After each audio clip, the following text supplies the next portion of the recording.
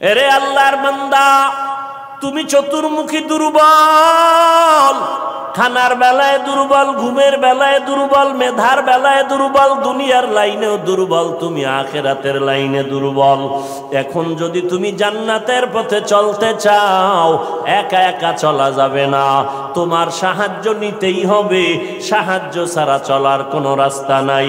তুমি কোরআন পড়তে জানো না, নবীর সুন্নত কোনটা বুঝো না। এখন যারা সুন্নত জানে, কোরআন জানে, তাদের কাছে যেতেই হবে। ওলামায়ে আহলে হকের পরামর্শ ছাড়া চলার উপায় নাই। সাহায্য ছাড়া চলা যাবে না। সাহায্য তুমি কার থেকে নিবারে বাবা? এমন একজন থেকে সাহায্য নাও যার মধ্যে কোনো অভাব নাই, যার পেছনে কোনো স্বার্থ নাই। দুনিয়াতে নজর করে দেখলাম স্বার্থ ছাড়া কোনো মানুষ দুনিয়াতে নাই। আছে? অভাব ছাড়া কোনো মানুষ নাই। বরং টাকা যার যত বেশি, তার অভাব তত বড়। যারা যত বড় লোক, তারা অভাব তত বড়। অভাব গরিবের 100 টাকায় সমাধান হয়, বড় লোকের 1,00,000 টাকায় অভাব সমাধান হয় না। এই স্বার্থ ছাড়া, অভাব ছাড়া একজন পাইবা, তিনি আর কেউ নয়, আমার আল্লাহ। ইয়া আইয়ুহান নাস আনতুমুল ফুকারাউ ইলাল্লাহ ওয়াল্লাহু হুয়াল গানিয়্যুল হামিদ।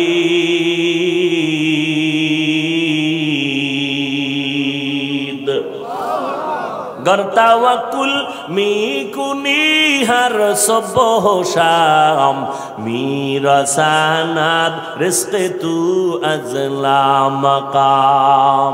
বাহাদুরি করিও না রে বাবা, অন্যের সাহায্য ছাড়া চলা যাবে না। দোয়াও কিন্তু একটা সাহায্য, দোয়াও সাহায্য। সাহায্য ছাড়া চলা যাবে না। মা বাবায় দোয়া করে, এর সাহায্যে আমরা বড় হয়েছি। মা বাবার ক্লান্ত পরিশ্রমের কারণে আমরা বড় হয়েছি, মা বাবার সহযোগিতায় বড় হয়েছি। কিন্তু স্বার্থ ছাড়া জমিনের মধ্যে কোনো মানুষ নাই, অভাব ছাড়া কেউ নাই। যার কোনো অভাব নাই তিনি হলেন আমার আল্লাহ, যার কোনো স্বার্থ নাই তিনি আমার আল্লাহ। এরে বান্দা, নিজেরে বড় মনে করলে ধ্বংস অনিবার্য। আল্লাহর এক বান্দা বড় আবেদ, আমার নবী সাহাবায়ে কেরামদের ঘটনা শুনাইতেছেন। বড় আবেদ, বনি ইসরাইলের ভেতরে নাম বড়, নাম ডাক বেশি, এত ইবাদত করতেছে। একদিন সিদ্ধান্ত নিয়ে নিল, ঘরের মধ্যে থাইকা ইবাদত একুরেট হয় না, মানুষের সাথে চলাফেরা, মন মানসিকতা নষ্ট হয়ে যায়। সিদ্ধান্ত নিয়া পাহাড়ের কিনারায় চলে গেল। পাহাড়ের উপরে উঠা ছোট্ট একটা রুম বানাইয়া ওইখানে আল্লাহর বান্দা ইবাদত করে। পাহাড়ের চূড়ায় সাধারণ মানুষ সেখানে যায় না, মন মানসিকতা নষ্ট হয় না। আল্লাহর বান্দা পাহাড়ের চূড়ায় গিয়া ইবাদত করে। ঘরের ভেতরে মা বড় একা, আম্মা জান ঘরের মধ্যে বসে মোটামুটি জীবন যাপন করে। সন্তান আসে না, ইবাদতের মজা পাইয়া পাহাড়ের চূড়ায় উঠে ওখানে ইবাদত করে। একদিন মা মনে মনে ভাবলেন, আমার সন্তান আমার কাছে না আসলে তো আমি, ও থাকতে পারে, আমি মা তো থাকতে পারি না। কারণ আমি মা, সন্তানের আমি গর্ভধারণ করে কত কষ্ট করেছি। মা সিদ্ধান্ত নিল, আমি হেঁটে হেঁটে পাহাড়ের কিনারায় যাইয়া আমার বাবার চেহারাটা একটু দেখা কলবের সান্ত্বনা দিব।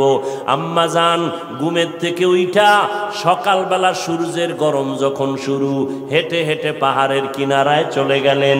আল্লাহর বান্দা আবেদ পাহাড়ের চূড়ায় ইবাদত খানায় নামাজ পড়ে আর আল্লাহরে সেজদা দেয়।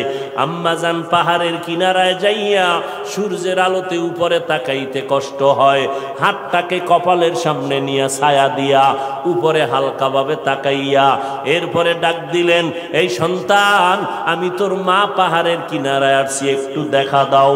আমি মা তোমার চেহারাটা দেখার জন্য পাগলের মতো হয়ে গেলাম। আল্লাহর বান্দা পাহাড়ের উপর থেকে মায়ের কণ্ঠের আওয়াজটা শুনছে। এমন সময় ডাক দিছে মা, যেই সময় আল্লাহর বান্দা নামাজে দাঁড়ানো। চিন্তায় পড়ে গেল, এখন কি মায়ের ডাকে সাড়া দিব নাকি আমার মাওলার সাথে আমি কথা বলবো। সিদ্ধান্ত নিয়েই বান্দা মায়ের ডাকে আর সাড়া দেয় নাই, নামাজে দাঁড়ায় গেল, নামাজের ভিতরে মশগুল হয়ে গেল। আম্মা জান দীর্ঘ টাইম কষ্ট করে দাঁড়াইয়া সন্তান যখন সাড়া দেয় না, মা হালকা একটু কষ্ট নিয়ে বাড়ির মধ্যে রওনা। বাড়িতে চলে আসলেন, ঠিক আছে বাবা তুই ইবাদত করো, ওখানে থাক, আমার ডাকে সাড়া দিলি না, দুঃখ নিয়ে চলে গেলাম। মা বাসায় চলে গেল, কিন্তু মায়ের চোখে ঘুম হয় না। সন্তানের প্রতি যে মায়ের এত মায়া, ওই মায়ের সন্তান মায়ের মায়া কখনো বুঝবে না। যদি সন্তানগুলো মায়ের কষ্ট বুঝতো, জীবনে কোনো সন্তান মায়ের কষ্ট দিতে পারত না, মায়ের চোখের পানি ফালতে পারত না। মা রাতের বেলা ঘুমাইতে পারে না, কষ্ট বুকের চাপা দিয়া। আবার পরের দিন মা বলে, না আজকে আবার একটু যায় বাবারে ডাক দেই, দেখিনি একটু চেহারাটা দেখতে পারি, কলিজাটা ঠান্ডা করতে পারি। আবার আম্মা জান দ্বিতীয় দিন চলে গেলেন সূর্যের গরমে, পাহাড়ের কিনারায় যাইয়া হাতটারে কপালের কাছে নিয়ে আবার ডাক দিছে, ও সন্তান তোমার মা ডাকতেছে, আসো একটু পাহাড় থেকে আইসা মায়ের কাছে দেখা দিয়া যাও, কলিজা ঠান্ডা করো। সন্তান এখনো নামাজে দাঁড়ানো, এবারও চিন্তা করলো আমি মায়ের ডাকে সাড়া দিব নাকি আমি নামাজের মধ্যেই থাকবো। সিদ্ধান্ত আগের মতোই অটল, নামাজ আমি ছাড়বো না, মায়ের ডাকে কোনো সাড়াও দিব না। মা দ্বিতীয় দিনের মতো কষ্ট পাইয়া বিদায় নিয়ে বাসায় চলে গেলে, কিন্তু মা মনেরে বুঝাইতে পারে না সন্তানের কষ্ট কখন মন থেকে যায় না। এরে আল্লাহর বান্দা, স্বামী আর স্ত্রী এক জায়গায় ঘুমায়, হঠাৎ একদিন তাকায়া দেখে স্ত্রী বালিশে মাথা লাগাইয়া গুনগুন গুনগুন করে কান্না করে। আব্বা জান জিজ্ঞাসা করে, বিবি কাঁদো কেন? কয় তোমার ঘুম তুমি ঘুমাও, আমি মনের দুঃখে কাঁদি। বলে কি দুঃখ? তোমার জানার দরকার নাই। মা চায় বাবায় জানো, না জানে তো বাবাও দুঃখ পাবে। স্বামী বেচারা কয়, না বলো তুমি কেন কাঁদো? আমার মনে বড় কষ্ট লাগতেছে। কেন কাঁদো বলো? মা চোখের পানি ছেড়ে কয়, স্বামী আমার সন্তানের জন্য আমি জীবনটা বিলায় দিলাম। আজকে 7টা দিন হয়ে গেছে সন্তান আমারে মা বলিয়া ডাক দেয় না। আমি পাগলের মতো হয়ে গেছি। বলে কেন ডাকে না? বলে সন্তান একটা অন্যায় করতেছিল, আমি একটু ধমক দিছি, সন্তান রাগ করে আর আমার সাথে কথা বলে না। ঘরে আইসা প্লেটটা নিয়ে খানা খাইয়া পেছনের দরজা দিয়ে চলে যায়, আমার দিকে তাকায় না। এবার বাবায় বলে, বিবি তুমি আরামে ঘুমাও, সন্তানের চিন্তায় ঘুম নষ্ট করিও না। আজকে না কালকে সন্তান বুঝতে পারলে তোমার কাছে আইসা মাপ চাবে। মা ডাক দিয়ে কয়, স্বামী আমার তুমি আমারে যত বুঝাও, আমি যতবার খানার প্লেট নেই আমি খানা মুখে দিতে পারি না, তোমারে বুঝাইতে পারি না আমার খানার থেকে ঘুমের থেকে সন্তানের মা ডাকে এত মজা। সন্তান যখন আম্মু বলিয়া ডাক দেয়, কলিজা ঠান্ডা হয়ে যায়। ও সন্তানেরা, ওই মা বাবা যারা কবরে রাইখে আজকে বাহাদুরি করো রে বাবা, ওই আল্লাহর বান্দি দ্বিতীয় দিনও কষ্ট পাইয়া বিদায়, কিন্তু রাতের ঘুম নাই, মনের মধ্যে বড় কষ্ট। নবীজি সাহাবায়ে কেরামদের সামনে ঘটনা বলেন আর কাঁদতেছেন। সাহাবায়ে কেরামরাও কান্নার আওয়াজ। মায়ার নবী বলেন, ও সাহাবায়ে কেরাম, ওই মা তৃতীয় দিন আবার চলে গেল পাহাড়ের কিনারায়, যাইয়া ডাক দিছে, বাবা একবার না দুইবার না, তৃতীয়বারের মতো আমি তোমার দরজায় এসে গেলাম, একটু পাহাড় থেকে নাইমা সারা দাও। আজও সন্তান নামাজে দাঁড়ানো, আল্লাহর মহব্বতে আর মায়ের ডাকে সারা দেয় না। 2 দিন মা কষ্ট পাইয়া কিছু বলে নাই, চলে গেছে। আজকে কষ্ট পাইয়া আর নিজের কন্ট্রোল করতে পারে না, আসমানের দিকে তাকাইয়া একটা কথা বলিয়াই ফেলছে। আসমানের দিকে তাকাইয়া বলে, ও আসমানের মালিক, এমন সন্তান দিয়ে কি হবে আমার, যেই সন্তান আমার 3 দিনের কষ্ট বুঝলো না রে আল্লাহ, আমার মনটারে মানাইতে পারি না। ওর তো একদিন মরণ হবে, তবে আমার একটা দাবি, ওরে তুমি জেনাকারিনী মহিলার চেহারা না দেখাইয়া মরণ দিবা না। কঠিন এক কথা আসমানে লাগায় দিলেন, আসমানে কবুল হয়ে গেছে।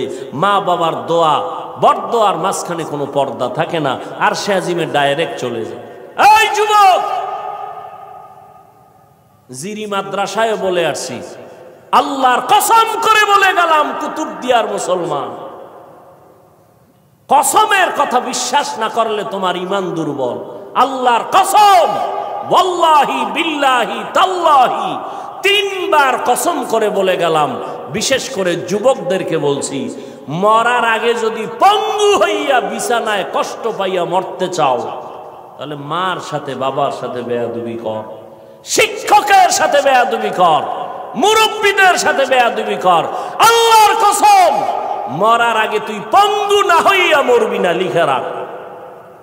আমার কথাটাকে যদি অবিশ্বাস করো, তোমার ঈমান চলে যাবে, কারণ আমি 3 বার কসম খেয়ে বলে গেছি। এখন তুমি পণ্ডিতেরা প্রশ্ন করবা, হাফিজ সাহেব তুমি মনের রাগে বললা না, তুমি দলিল নাও। ক্বালান নবিয়্যু সাল্লাল্লাহু আলাইহি ওয়া আলিহি ওয়া সাল্লাম, ইসনানি ওয়াজ্জিলুহুমাল্লাহু ফিদ দুনিয়া আল বাগয়ু ওয়া উকুকুল ওয়ালিদাইন, আও কামা ক্বালান নবিয়্যু আলাইহি সালাতু ওয়াস সালাম। আল্লাহর নবী বলেন, 2টা অন্যায় দুনিয়াতে এমন আছে, যেই 2টা অপরাধ করলে মরার আগে জমিনে শাস্তি হবে। কয়টা অন্যায়? কি আপনাদের খারাপ লাগতেছে? মোনাজাত দিয়ে দিব? আমার তো কষ্ট, অনেক কষ্ট, মাইকটাও সুন্দর না, তারপর আপনাদের মহব্বতে কথা বলতেছি গলা ফাটাইয়া, কি করার। তারপর আপনারা বসলে একটু আমি কথা ফিনিশিং দিয়ে আসতেছি, আর একটু সামনে আগাবো। আল্লাহ সবাইকে কবুল করেন। মদিনার নবী বলেন, 2টা অপরাধ আছে, যদি দুনিয়াতে করো মরার আগে শাস্তি হবে, মরার পরে নয়। 1 নাম্বার অপরাধের নাম জুলুম, 2য় অপরাধের নাম হলো মা বাবার সাথে বেয়াদবি। যারা মা বাবার সাথে বেয়াদবি করবে, নবী বলেন তাদের শাস্তি হবে মরার আগে দুনিয়ার জমিনে। যারা জুলুম করবে, ওস্তাদের ইজ্জতের উপর আঘাত করবে, ভাইয়ের উপরে জুলুম করবে, বোনের উপরে জুলুম করবে, প্রতিবেশীর উপরে জুলুম করবে, গরিবের উপরে জুলুম করবে, এই জালেমের বিচার আমার আল্লাহ মরার আগেই করে নিবেন। ও আল্লাহর বান্দারা, মা যখন কথাটা বলেই ফেললেন, আসমানে কবুল হয়ে গেল। কি বরদোয়া করলেন? মা গেছেন, ভুলে গেছেন? জেনাকারিনী মহিলার চেহারা না দেখাইয়া মারবা না। মা কিন্তু কঠিন কয় নাই, যদি কইতো জেনা না করাইয়া মারবা না, তো আরো কঠিন হয়ে যাইত।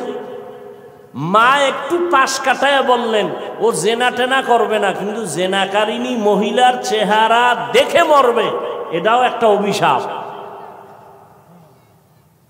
একটু মহিলা দেখবে না, কারণ আমার বাচ্চা তো ইবাদত করে পাহাড়ের চূড়ায়, সে কোনো নারী দেখবে না, কিন্তু দেখতে গেলেও জানো নামাজি না, একটা জেনাকারিনী নারী দেখবে। পুরা বনি ইসরাইলের মাঝে প্রশংসা, পাহাড়ের চূড়ায় আল্লাহর বান্দা এত পরিমাণ ইবাদত করে যে তার ইবাদত আল্লাহর প্রতি এতটা অগাধ বিশ্বাস, পৃথিবীর কেউ তাকে আল্লাহর থেকে বিন্দু পিছপা ঘটাতে পারবে না, গাফেল করতে পারবে না। ওই এলাকার এক সুন্দরী মহিলা, রূপসী, সে কয় এত প্রশংসা তারে কেউ আল্লাহর থেকে আলাদা করতে পারবে না। কয় না, কেউ পারবে না। কয় আমি পারবো না। সুন্দরী মেয়ে বলে আমি পারবো। এই মেয়ে হাঁটতে হাঁটতে ওই পাহাড়ের চূড়ায় উঠছে, উঠা দেখে আল্লাহর বান্দা নামাজে দাঁড়ানো। ওর কামি শুধু আল্লাহর সেজদা দেয়, নামাজে দাঁড়ায়, তেলাওয়াত করে, দিয়ে কাজ চলতেছে, নামাজ আর নামাজ আর নামাজ। ওই মহিলা আল্লাহর আবেদ বান্দার সামনে দাঁড়ালো, যেই সূরাটা ধরলে আল্লাহর বান্দার নজর চলে আসবে, জিনা করার জন্য বাধ্য হবে, এমন কৌশল কোনোটা বাদ দেয় নাই মহিলা। কিন্তু তাকায় দেখে আল্লাহর বান্দা একটা নজর কোনো দিকে ডান বাম করে না, নিচের দিকে নজর, আল্লাহর মোহব্বতের ভিতরে মশগুল। বলবেন মহিলা হাতটা ধরবে না, রে বাবা এটা সম্ভব না। আল্লাহর উপরে ভরসা কইরা যারা চলবে এদের গায়ে টাচ করার ক্ষমতা কোনো বাহাদুরের নাই। যদি হাত বাড়ায় তোর হাতটা সাথে সাথে বাঁকা হয়ে যাবে। ইব্রাহিম নবী বিশ্ব সুন্দরী সারাকে নিয়ে যাইতেছিল মিশরের উপর দিয়া। জালেম বাদশা খবর পাইয়া সুন্দরীর টাইনা নিয়ে আসে। ইব্রাহিম নবী গাছতলায় বয়ে খায়, আল্লাহ আমি না নবী, আমার স্ত্রীর উপরে যদি আঘাত করে চরিত্রের, তামার নবুয়তের হালাত কি হবে? আল্লাহ কয় হেফাজত আমি করব, তোমার ভয় লাগে? তোমার অন্তর্চক্ষু খুলে দিলাম, ওই বাদশা জালেম তোমার স্ত্রীর সাথে যা করবে তুমি গাছতলা বয়ে সব দেখবা। জালেম মিয়া আসল রুমের মধ্যে ঢুকাইয়া যখন হাত বাড়াইছে, হাতটা বাঁকা হয়ে গেছে, অবশ হয়ে গেছে, একবার দুইবার তিনবার। পরে বেডি ইব্রাহিম নবীর স্ত্রীর কাছে মাপ চাইছে। মাপ চাইয়ে কয়, তোমার মধ্যে এমন কি পাওয়ার, আমি হাতটা আগাইয়া গেলেই বাঁকা হয়ে যায়? এই মহিলা, তোমার মধ্যে পাওয়ার কি? আমার মধ্যে কোনো পাওয়ার নাই, একটা পাওয়ার, আমি আল্লাহর একজন নবীর স্ত্রী। তাই নাকি? বলে হা। কই সে নবী? বলে গাছতলায়। ডাকো, সম্মানের সাথে ডাকো, মাফ করে দাও আমাকে, অন্যায়ের থেকে মাপ চাইলাম। এইবার বাদশাহ ডাইকা নবীরে মেহমানদারি করাইয়া ওই বাদশার এক খাদেমা হাজেরা এরে দিয়ে দিল ইব্রাহিম নবীর খেদমতে। সন্তান টন্তান নাই, শুইনা দিয়ে দিছে। ইব্রাহিম নবী বিবাহের বন্ধনে আবদ্ধ কইরা এরপরে সে 80 বছরের পরে মাওলা একটা সন্তান দিলেন ইসমাইল নামে। তাও প্রথম স্ত্রীর থেকে নয়, দ্বিতীয় স্ত্রী হাজেরা আলাইহাস সালাম থেকে। তো মহিলা পাহাড়ের চূড়ায় উঠা আল্লাহর বান্দার সামনে যত অপকৌশল করার প্রয়োজন করছে, কিন্তু বান্দার দিলকে তার দিকে আকৃষ্ট করতে।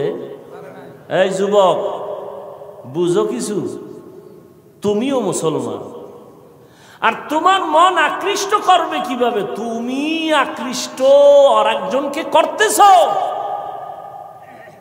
একজনকে করলে তো যে হ্যাঁ একবারই মাইয়ার মন আকৃষ্ট করে বিয়ে করে জীবন চালায়। তুমি করতে করতে 10টা মাইয়ার জীবনের উপরে আক্রমণ করেছ। এর ঝাল আল্লাহ দুনিয়ায় মিটাবে, মরার পরে না। জুলুম করেছ নারীর ইজ্জতের উপরে, বিচার হবে মরার আগে, রসুলের হাদিস। মহিলা এবার সার্থক না ব্যর্থ দেখছেননি আপনারা? এরকম বেউস পাহাড়ের চূড়ায় মহিলা কি সার্থক না ব্যর্থ? সার্থক। ব্যর্থ হয়ে গেল, পুরুষের সাথে দুর্বল হয়ে গেল, পারলো না জিততে। নাইমে আসে নিচে, কয় যখন সোজা ভারী নেই, এবার বাঁকা তোরে ঠিক করুন। বাঁকা কি? নিচে নাইমা চলে গেল। ওই পাহাড়ের পাশে একটা বিশাল খোলা ময়দান, ময়দানের ভিতরে একটা রাখাল বকরি চড়ায়। ওই রাখালকে ধরলো, রাখালের সামনে যাইয়া অপকৌশল করে রাখালের সাথে জিনা করেছে এই নারী। একটা ছেলে সন্তান হয়ে গেল। ছেলে সন্তানটা হাতের মধ্যে নিয়া ওই বেশ্যা নারী এলাকায় ঘুরে আর কয় বাচ্চা হলো ওই পাহাড়ের চূড়ায় আবেদওয়ালা বান্দার বাচ্চা। দেখছেননি কারবার? ঘুমাইতেছেন আপনারা না? আজ যে ওয়াজ চলে এত পুরানো ওয়াজ, আপনারা সবাই জানেন, ঘুমাইলেই হয়। বাচ্চা কার জানেননি? কার কার? আর মহিলা প্রচার করে কার? আল্লাহ জানেনি। মায়ের বরদোয়া একদিক, ওদিকেও আল্লাহর কাছে কাঁদতেছে। দুই দ্বিমুখী সংঘর্ষ চলতেছে। একদিকে মা কইছে জেনাকারিনী মহিলার চেহারা দেখাও, ওদিকেও আল্লাহরে ডাকতেছে যেন ইজ্জত নষ্ট না হয়। মহিলা যখন এই বাচ্চা নিয়ে মানুষের কাছে কান্দে আর কয় বাচ্চা ওই তোমগো আবেদের, তোমরা যার এত গুণগান গাইছো ওই বাচ্চা, জিনার বাচ্চা, অবৈধ বাচ্চা। মানুষ সব শুই না, যারে এত কলিজা দিয়া ভালোবাসি তার অবস্থা এই, লাঠি টাঠি নিয়া এবার পাহাড়ে উঠা, আরে ফিডা খানকা টানকা সব ভেঙ্গে যখন আল্লাহর বান্দার উপরে আঘাত শুরু করেছে, বান্দা বলে তোরা আমার গায়ে হাত দাও কেন? বলে এই খবর। তাই নাকি? বলে হ্যাঁ, আল্লাহর জাতের কসম আমার দ্বারা এমন কোনো অপরাধ হয় নাই। কে বলেছে? আমগো এলাকার সেই রূপসী নারী, তাকে ডাকো।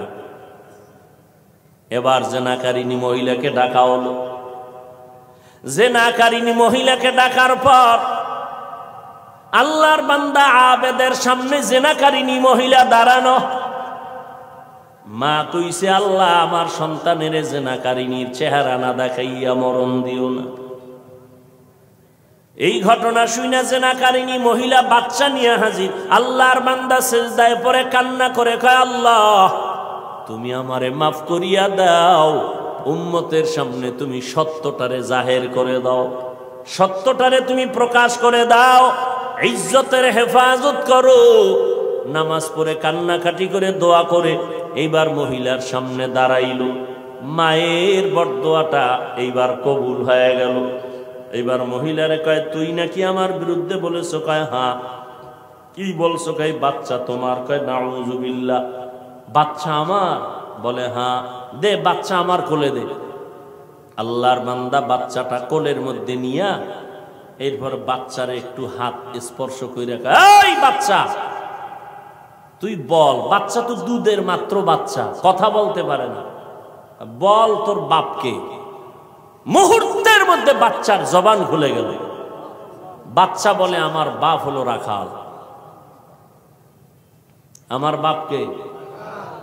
মায়ের কোলে দুধের বাচ্চা কথা বলেছেন যেমন মারিয়াম আলাইহিস সালামের সন্তান ঈসা আলাইহিস সালাম। মায়ের কোলে দুধের বাচ্চা ঈসা নবী কথা বলেছেন শিশু অবস্থায়। ইউসুফ নবীরে যখন জুলাইখা আটকাইয়া দিছিল, স্বামীর সামনে জুলাইখার স্বামীর সামনে ইউসুফ দাঁড়ানো। যখনই এগুলো সব স্পষ্ট হলো, ইউসুফ নবী বলল আমার কোনো দোষ নেই, জুলাইখার দোষ, সাক্ষী দাও। ইউসুফ নবীর সামনে তখন এক মহিলা দুধের বাচ্চা নিয়ে দাঁড়ানো। ইউসুফ নবী বললেন আমি সত্যবাদী না জুলাইখা সত্যবাদী? দুধের বাচ্চা সাক্ষী দিবে। বাচ্চা কয় বাচ্চা কথা বলতে পারেনি। কয় প্রশ্ন করার দায়িত্ব তোমার, জবাব দেওয়ার দায়িত্ব এই বাচ্চা। যখন জিজ্ঞাসা বাচ্চা কথা বলে দিছে, কোরআন শরীফের আয়াত। বাচ্চা ইউসুফ নবীকে নির্দোষ প্রমাণের জন্য একটা স্কেল দিয়ে দিছে। এরে কুতুবদিয়ার মুসলমান, আমার মাওলার কুদরত বড় কঠিন। মায়ের বরদোয়াটাও আল্লাহ কাজে লাগাইলেন, জেনাকারী নারীর চেহারা পর্যন্ত দেখায় দিলেন। আবার বাচ্চার মাধ্যমে আল্লাহর বান্দার ইজ্জতের হেফাজত করলেন। সত্যের উপরে যদি চলো রে বাবা, মা বাবার দোয়া নিয়ে যদি আগাইতে পারো, দুনিয়ার কোনো ভয় নাই, হালাল খাইয়া চলবা, আল্লাহ বিজয়ের মালা গলায় পরাইয়া দিবেন। কয়দিন আর দুনিয়ায় বাহাদুরি করবারে বাবা, আল্লাহ যদি সমুদ্রে একটু হুকুম করে একটু গরম হয়ে যা, রাতের ঘুমের মধ্যে 1 মিনিট লাগবে না, কুতুবদিয়ারে ধ্বংস করার জন্য 1 মিনিটও লাগবে না। আল্লাহ কয় বান্দা আমার স্মরণ কর, আমি আল্লাহর কাছে সাহায্য চাও। সাহায্য কেমনে চাইবা? ধৈর্য আর নামাজের মাধ্যমে সাহায্য প্রার্থনা করো।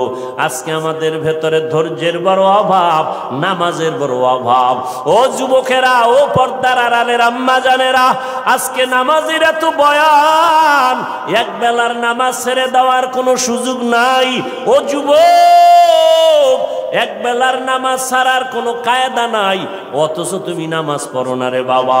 আজকে আমি তোমাকে কিন্তু এই কথা বলি নাই আমগো মতো হুজুর হইয়া যাও, পাঁচকল্লি মাথায় দাও একবারও বলি নাই, কওমি মাদ্রাসায় পড়ো তাও বলি নাই, স্কুলের লেখাপড়া বন্ধ করো তাও বলি নাই। বরং বাবা তুমি চাকরি করো, ব্যবসা করো, স্কুল কলেজে পড়ো, কোনো বাধা নাই। ওখানে থাইকা আল্লাহর হুকুম নবীর তরিকা মতো নামাজ পড়ো, মা বাবার দোয়া নিয়ে সামনে আগাও, ওলামায়ে কেরামের পরামর্শ নিয়ে চলো, নবীর সুন্নতের মালা গলায় লাগাও। খবরদার, কপাল পোড়া যদি হইয়াই থাকো তাহলে কিন্তু তোমার কপাল দুনিয়াতেও শেষ, আখিরাতেও শেষ। কিছু কপাল পোড়া এমন আছে বুঝাইলে উল্টা আমারে বুঝানোর চেষ্টা করে।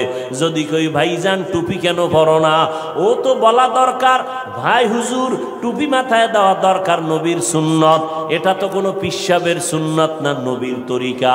হুজুর আমি পারি না, দোয়া করবেন, চেষ্টা করব। কিন্তু কিছু নেমক হারাম বেপরোয়া আল্লাহর বান্দা, এদের জবাবটা এমন অহংকারী জবাব। কয় হুজুর টুপি মাথায় না দিলে অসুবিধা কি? টুপির মধ্যেই কি ইসলাম?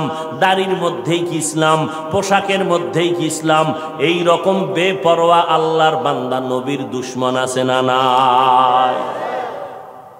টুপির মধ্যে ইসলাম নাই, দাড়ির মধ্যে নাই, পোশাকে নাই, পর্দায় নাই, হালালে নাই, তো ইসলাম কই? সমুদ্রের তলদেশে? বিনয়ী হয়ে যাও রে বাবা, নিজেরে ছোট বানাইয়া চলো। কোন আলেম যদি বলে বাবা নামাজ কেন পড়ো না, তোমার জবাব থাকবে হুজুর নামাজ অবশ্যই পড়া দরকার, আমি চেষ্টা করি পারি না, একটু দোয়া কইরা দেন সামনের থেকে যেন নামাজ ধইরা ফালাইতে পারি। বিনয়ের সাথে দোয়া চাওয়ার চেষ্টা করো, অপরদিকে মা বাবার দোয়া নিয়ে আগাও।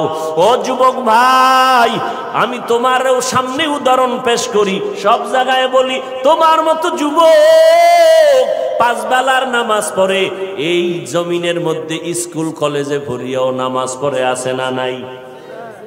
ভাইরা আমার, পাঁচ বেলার নামাজ পড়ে অভাব নাই। তোমার আমার মতো যুবক সন্তান নবীর তরিকা মতো চলে, চাকরি করে, ব্যবসা করে, অভাব নাই। আল্লাহর মোহাব্বত নিয়া আল্লাহর কাছে তওবা করো, তওবার দরজা খোলা। মনে মনে বলো হে আল্লাহ আর নামাজ ছাড়বো না, বেপরদায় চলবো না, মা বাবাকে কষ্ট দিব না, ওলামায়ে কেরামের পরামর্শ নিয়ে চলবো, নবীর তরিকায় চলবো, ওলামায়ে কেরামের পরামর্শ নিয়ে চলবো, নবীর সুন্নাত মেনে চলবো। আল্লাহর কাছে যদি তওবা করার নিয়ত হয়, খাঁটি তওবা করার নিয়ত যাদের আছে, দুটো হাত আমার আল্লাহকে দেখায়া দাও। আয় আল্লাহ আমাদের হাতগুলো কবুল করে নেন, তওবা কবুল করে নেন, তওবার উপরে মজবুত হইয়া চলার মতো তৌফিক দান করেন, আমিন। আলহামদুলিল্লাহি রাব্বিল আলামিন, ওয়াসসালাতু ওয়াসসালামু আলা সাইয়্যিদিল আমবিয়াই ওয়াল মুরসালিন ওয়া আলা আলিহি ওয়া আসহাবিহি আজমাইন। ইয়া আরহামার রাহিমিন, ইয়া আরহামার রাহিমিন, ইয়া আরহামার রাহিমিন। রব্বিরহামহুমা কামা